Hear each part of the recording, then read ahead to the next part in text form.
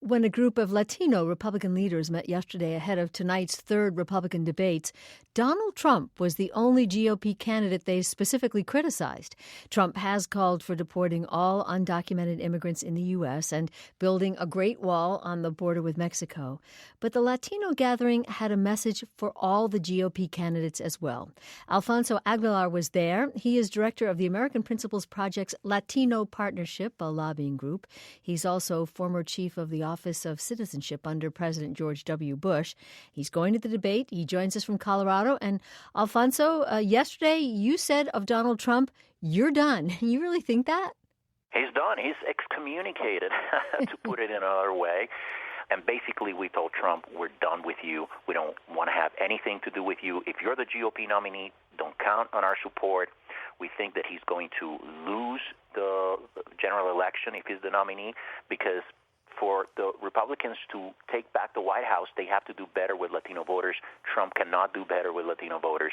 So if he's the nominee, Republicans will lose the White House. And you're just doing the math here, the percentage of people, Hispanics in this country. But you also had a message for other GOP candidates. Yes, what was that? We had a very clear warning that we are listening to them, their rhetoric, their proposals, and we're telling them, don't follow Trump's path. If you embrace Trump and his proposals, we'll single you out and we'll name names. Look, this is about the Latino community coming of age, more mature politically, within Republican politics. You know, before we would participate, we would come in the general election. Now we're starting to voice our opinion in the primary to have an impact. We want a conservative in the White House, a good conservative, but somebody who's good and constructive on the immigration issue. Well, at least one of the candidates might have been saying something you wanted to hear. Might have been Ohio Governor John Kasich, who's left the door open to a path to citizenship for immigrants. Some of the candidates talk about a path to legality, but not a path to citizenship. And he also said this yesterday, referring to someone wanting to deport 11 million undocumented immigrants. Let's listen. We got one guy that says we ought to take 10 or 11 million people and pick them up. I don't know where we're going to go in their homes, their apartments. We're going to pick them up and we're going to take them to the border and scream at them to get out of our country. I mean, that's just crazy. Alfonso Aguilar, does he get points for that? He did not name Trump, and he refused to again today.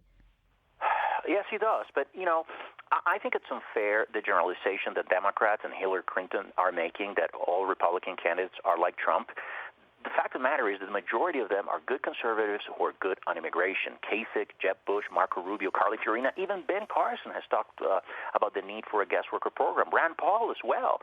I mean, when did Hillary become such a great champion on immigration? Well, Hillary Clinton did call for the women and children who were crossing the border in that surge last year to be sent back. She got angry because Jeb Bush used the term anchor baby. Where was she last year protecting those babies? She was calling for those children to be sent back to their home country in an expedited manner.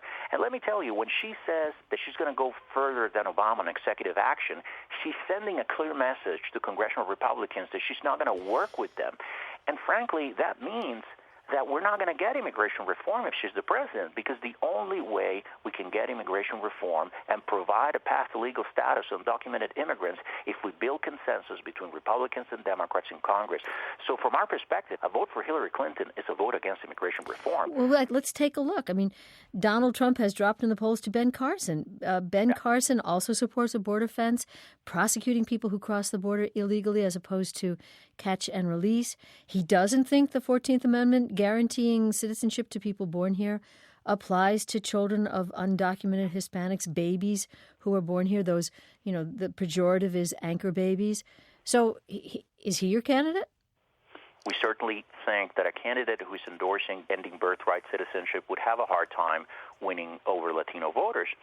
But look, Bernie Sanders said that he voted against immigration reform, that he opposes a guest worker program. If he says that to Latinos, it's not going to go to the support of Latinos. So I think at the end, Latinos are going to look at the candidate, Jeb Bush, Carly Fiorina. Well, stay with Jeb Bush for a second. While he does advocate legal status for the currently undocumented, again, not a path to citizenship, but legal status, he has defended the term anchor baby, a pejorative. The idea that people come and have babies to get birthright citizenship. No, well, first of all, I mean, this idea that they're going to vote for him because on one occasion he used the term anchor baby is just ridiculous. They know where Jeb Bush stands. They know from the get-go he's always been a defender and an advocate for immigration reform. So they trust Jeb Bush, and that's why Democrats are so afraid of somebody like Jeb Bush, because they know he could be very competitive with Latino voters. I believe if Jeb Bush is the candidate, he could go beyond 40% at the national level of the Hispanic vote, perhaps even get to 50%. Alfonso Aguilar, director of the lobbying group, the American Principal Project's Latino Partnership. Thank you. Thank you so much. Take care. And we'll be watching tonight's debates.